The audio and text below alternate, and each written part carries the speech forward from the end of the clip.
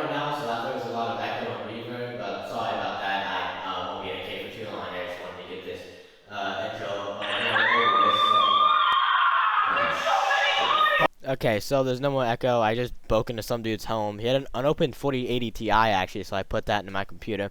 I don't think he's just gonna need it, but whatever. I was gonna talk about Foxhole. Yeah, that's what this video is about, apparently. So yeah, it's gonna die, just like. Never mind. But yeah, it's probably gonna die. Uh, uh, who the fuck? Alright, so if I don't get interrupted this time, like I was saying, Foxhole is probably going to die. And, well, this video I'm going to explain why it's going to die, why, some solutions to it that are very flawed, and my own very flawed solution that I thought up. Pretty much every single solution to Foxhole dying has a lot of flaws and fuck-ups. I think the best way to explain that is to explain that Foxhole is a very unique game. There's legitimately no other game like it, so why we all love Foxhole and play it every day and give our souls to it. But Foxhole's model for making money is a lot like other games. You pay once, and then you play as long as you wish. This model works to games that are going to constantly be having somewhat of an influx of players. It may lose players, it may lose a lot of players, but as long as there's an influx of players, it's going to be making money. The issue with Foxhole is that there's a limited amount of people who could play. There's always going to be a limited amount of frontline hexes where people can actually go and fight and play and enjoy the game, and there's going to be a limited amount of backline hexes where you can do Logi. The thing is, you can add frontline hexes, but you can only add so many. I realistically think they should have 2 more on each side, you know, for a naval update that's most likely coming. But thing is, you can only add so many until it feels bloated and you've run out of space and things to add. And backline hexes are one. Backline hexes, those not really always going to be in the fight. Those only ever going to be in the fight later on in the game.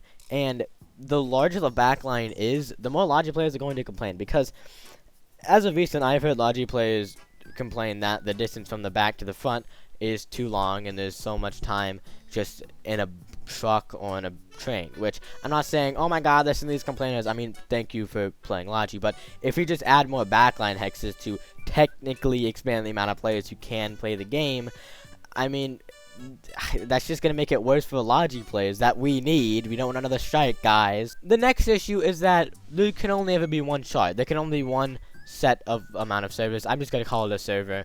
I'm gonna call a shard a server just for the ease of it. But there can only ever really be one. I mean, we've had multiple before that didn't fucking work. It's just because these are player-made factions. That means that, well, one server is going to be one faction server, and the other server is going to be a different faction server. It's just how it's going to be. You can never add another server, meaning there is a permanent cap on the amount of players that can ever play Foxhole at one time. And because the way that Foxhole makes money is, well, is you pay once and you play forever, or as long as you wish, that means that, well, the only way for that system to work is that there's a constant or somewhat constant influx of players, and because there's only a cap to the amount of players that can play at one time, there can never be a constant influx of players without a constant outflux of players, and again, still a constant influx of players for it to work. That means that Foxhole is effectively living off of a burning pile of money that occasionally gets 30 bucks added to it. That is not. Why the fuck is there Roblox for it? Yeah, games are gonna die. Shit like that. It's kind of the reason why Anvil Empire exists. I mean, technically they haven't said why, but I mean, it's kind of obvious to me that the only reason they're making a new game is to get more money on that pile. I mean, it's quite obvious that Anvil Empire is able to support a lot more players at one time, meaning there's gonna be a lot more money on that pile. Unless they have a different way to monetize it, which great. I mean, if it funds both Foxhole and Anvil Empires, I'll be happy. But thing is, it's still just a giant pile of burning money. I want to find a way to save Foxhole and not need just another game to save it. And I've seen several solutions that are kind of shit, like, you know, again, having multiple shards or servers, whatever you want to call them, that doesn't work. One of them just becomes a faction, always wins this war because the player made faction. It just usually will end like that. I mean, it ends like that in World of Warcraft, although it doesn't really have that big of an issue because it's not like the entire game is those two factions fighting. But another solution I saw was a monthly subscription, which no, how this game works, no.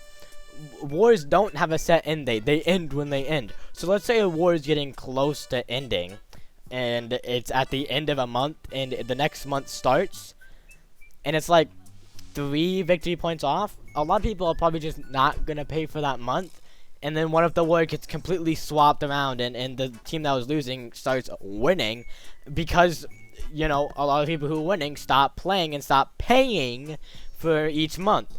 Well, also, what if a bunch of people who are on the losing team starts making a comeback, but then a bunch of them decide not to play for the next month and not pay money for it?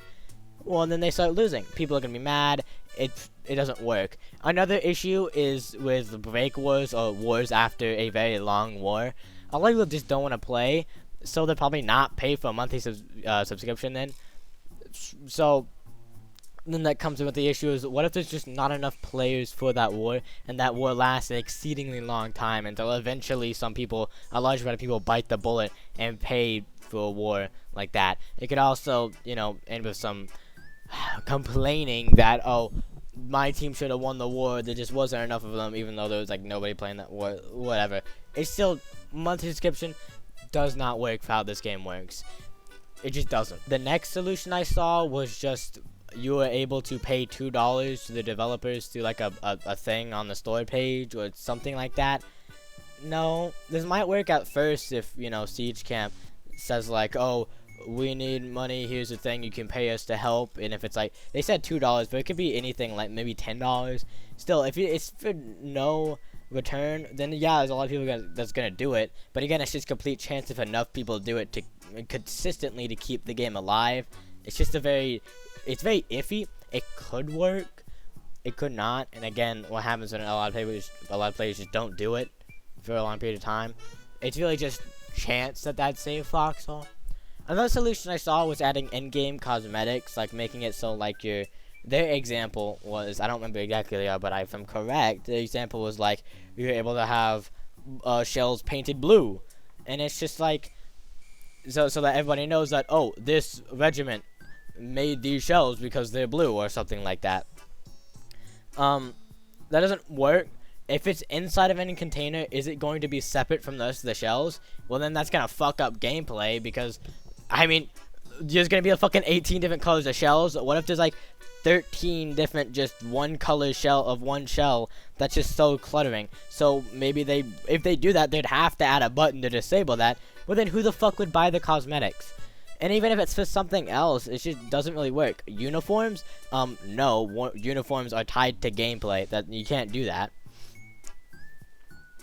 Guns, still, changing how they look could easily fuck people up, because they see somebody has a gun in their hand, they know it's that gun. And again, if you could just turn it all off, then what the fuck's the point in the first place? So that just doesn't work. That's all the solutions I've heard. But one solution I came up with, which is definitely full of flaws, please go into the comments and say some solutions that you think of. See all the reason my solution shit. Fix maybe an earlier solution. You know, maybe that cosmetic solution could work if you could find a way. Please, I want discussion, no cope. Seriously, I wouldn't be surprised if somebody to figure out I'm a colonial and then ones go cope was somehow whatever. That's just this game's community. But the solution I came up with was pay for war. The thing is, this has a good couple of upsides, a lot of downsides. Thing is, this would make people, well, really into the wars they play. They paid, I don't know, $5, $10 for the war. I mean, I haven't really thought of a specific number for each war, but whatever. They paid money to play in this war. Most likely, a lot more players who just stop playing the war later on would probably keep playing. Although a lot of players would probably stop playing. Maybe they think, oh, $5 or $10, whatever, who cares? Still, a lot more players are probably going to keep playing a war, even if they're losing, because they did pay money for it. This could make people more salty. if they lose a war, especially if the enemy team uses a glitched, or if there's an overpowered weapon on the enemy team, or on fucking both teams that needs to get nerfed, that still isn't nerfed. I don't get why this next war isn't nerfing them yet. They really need to get nerfed. Just add 88mm. Add an 88mm that has the 2 times piercing, has less damage than the 94.5, and doesn't have the 3 times multiplier for destroying subsystems, and then it's perfect. Put that on the SCD and the Stygian, please. It fixed all the issues with them. Most likely. Depends how much damage it does. What the fuck is that? Whatever. Another issue is with Break Wars. Like with the monthly subscription, in a Break War, there could be too little players, because who wants to pay for a war after you just spent, what, 80 days in a war? Let's say, you know, if everybody is constantly playing that war constantly because they paid money for it, whatever. Let's say a long war happens. What about the Break War? Who's gonna pay for it?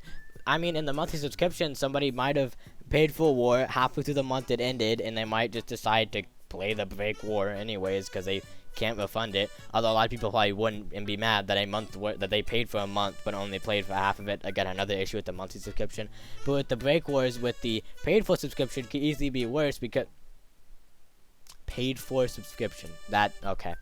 But for the pay for war, I mean, there could be even less players for Break Wars, and they could be taking a very long time until eventually people will have to bite the bullet and pay for the war in order to end it. Although, a lot of people could just still play the Break War. The only reason I played War 103 was because occasionally I got the itch to play and played it.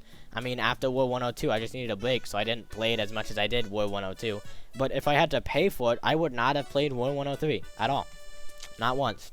It could definitely be a big issue with that. That's just the best solution I've thought up with. If you have a better solution in the comments, please put them in the comments. I don't think I know English. I think it might be my 8th language or something.